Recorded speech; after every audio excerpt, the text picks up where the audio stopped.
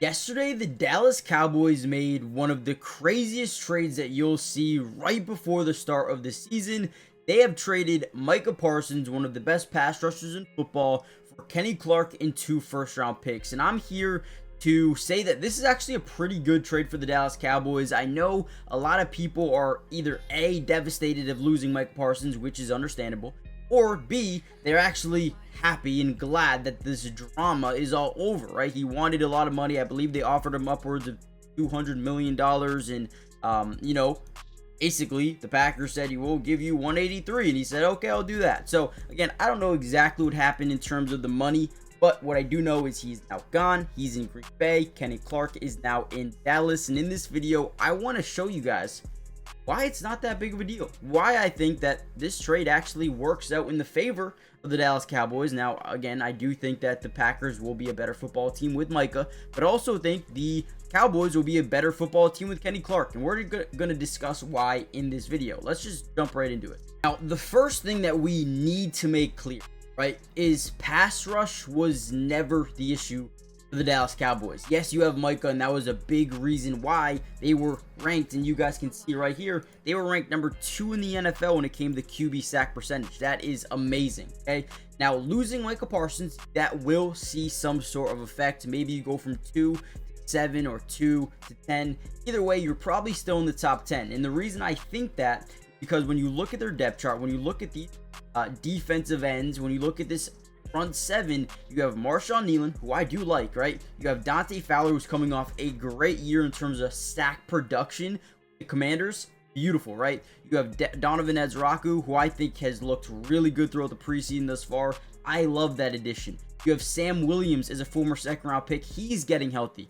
Even James Houston showcases his ability to get to the quarterback. They have about 5 guys that I would trust throwing into the mix on day 1 as a starter. Okay, but it doesn't end there. You also have Oso Digizua, who just signed an extension. He's a guy that is going to be a factor up the interior of the defense, right? And then now you add Kenny Clark. You have Solomon Thomas, right? You have Perrion Winfrey and Mozzie Smith.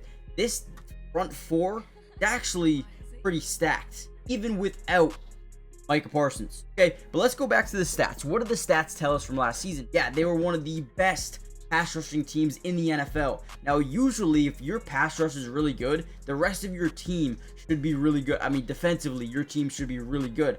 However, when you look at the numbers, they rank 31st, almost dead last when it came to points allowed per game. A lot of you probably are sitting here wondering why. Why is that happening? How do we get the second most sacks per game percentage-wise and be the worst defense in football? Well, let's look at it, right? They rank 28th in yards allowed per carry. Terrible. 21st in rushes allowed per game. Terrible. 29th in rush yards allowed per game. Terrible. 32nd, dead last when it came to rushing touchdowns allowed per game. Guys, that is terrible. You know what that does? It allows offenses to be unpredictable, and it allows them to be dynamic and versatile. If you can shut down the run game while also being able to get to the quarterback, your defense is going to be really good. Now let's look at what Kenny Clark brings to this. What's interesting about Kenny Clark is a lot of people assume that you're probably getting a lesser pass rusher, and that is very true to some extent. But as an interior guy, the expectations are a lot different compared to Micah and Kenny Clark. This is a guy that, yes, he can get to the quarterback, okay? And we're going to see a rep right here where they're in a 5-man scat protection, the offensive line, right? They're sliding to the right. They're essentially creating a double team to this right side initially as they wait for this guy off the 9 technique bounce there, right? You also have one-on-ones here, right? Watch Kenny Clark. He's getting a one-on-one with the center. As this happens, just swims right by him and is able to get a sack on Derek Carr. He's very quick off the snap. He's got very heavy hands, which allows him to just kind of just move guys out of the way for the most part, right? So, yes, he is a guy that can get to the quarterback. I wouldn't expect him to put up upwards of 10 to 12 to 14 sacks a year. I wouldn't expect that, right? But what I would expect out of him is a guy that can give you production in both sides in terms of being able to help stop the run, but also, and more importantly, actually, in this case, more importantly, stop the run, but also get to the quarterback as well.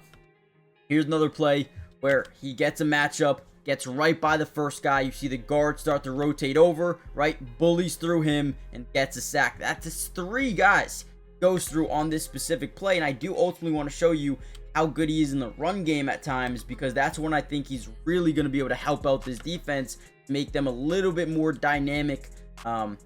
Again, great play by Kenny Clark there. But let's actually jump into the run defense, why that is very important. All right, here's a big play versus Kansas City. He's going to engage. He's going to keep the arms locked out, giving him enough space and enough leverage to kind of rip off whichever way the running back is going. And we got to be careful. Running backs can choose a lot of different angles to attack. Okay, so we got to be careful when overcommitting. So as we reach this point, great job. Look at how his arms are locked out. He's extended. He's got all of the leverage in the world. He's actually pushing this guy back just a little bit. Once he sees the running back come off, he disengages and he makes a tackle. No touchdown, no yardage. Great play by Kenny Clark. Those are the ones that get me excited about this specific run defense that ranked pretty much dead last in every category. They were just terrible. They couldn't stop the run, which gave teams just the ability to run, and then boom, play action pass. You finally get beat in the pass game, and then boom, just like that, you're down 7-0. So that versatility should be a little bit less unpredictable for them, which is good. This is a good sign. Another great play. Watch the disengagement here. He's going to start off with a double team. He gets these guys to overcommit forward, and he bounces to the outside, right?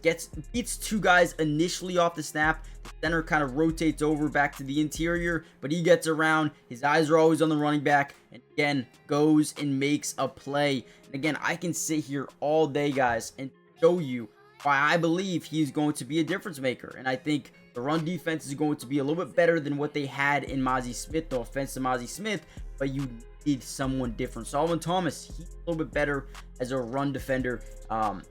Big dude as well, so he should be able to help out. And then you're not losing, you are losing a lot of, I guess, production from Micah Parsons. You are, that is just how it is. But Kenny Clark is still a guy who can bull rush, get to the quarterback, create pressure, and finish off plays like this. Again, like this, right? Gets a one-on-one matchup. And what's crazy about the Dallas Cowboys is you have guys that you love in one-on-one matchups, whether it be Marshawn Nealon, whether it be Sam Williams, whether it be, James Houston or Donovan Ezraku, or it don't even matter. Dante Fowler. Those one-on-one situations are things you live for. Those guys are going to get them this year. And then Kenny Clark, one-on-one matchup to Kenny Clark. I'm all in with that as well. So I think this team did get a little bit better. Overall, I think the sack production is probably going to go a little bit lower. Also, really quickly, hit the like button. Subscribe to the channel if you are new here. It is free. It doesn't cost anything. And we will be covering the Cowboys all year long. We got you guys covered. Film analysis for offense, defense, individual player breakdowns. Yesterday, I dropped the main reaction to Kenny Clark trade and Micah Parsons trade. Just want to give it a little bit more in-depth video on why I think this is they're in a fine situation.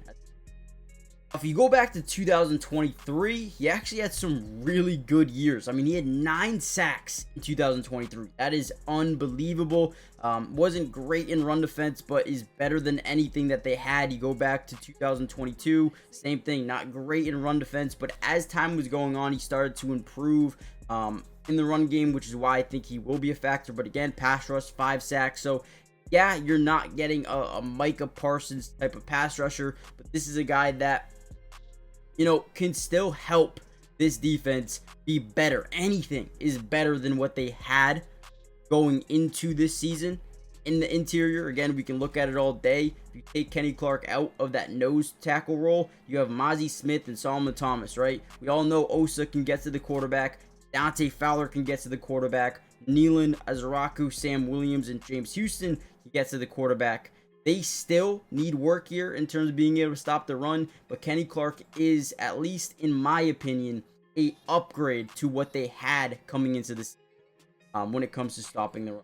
Again, he's not perfect. He's not the best run stopper in the NFL, and I think they should probably make another trade to get someone that can really come in and do that on running downs, 3rd and 1, and whatnot, right? But I do think they're better. So let me know what you guys think. Hit the like button, subscribe, join the family, and I will see you guys in the next update. Wanted to give a clear and overall opinion on this trade. I think it's a good one, man. I don't think it's bad. Yeah, you give up Micah Parsons, save a lot of money. Save a lot of money. Pick up 2 first-round picks. You get a player that can help you win now. I think their sack production will still be solid. We'll see. We're going to be breaking down a lot of film for this team. It's really going to come down to the offense and how these guys play. I mean, they do not have depth at wide receiver at all. They have 4 wide receivers on roster. Maybe you count Jaden Blue as someone who can go catch football out there. That is interesting what they do there. But again, like, button, subscribe. I'll see you in the next one. Peace.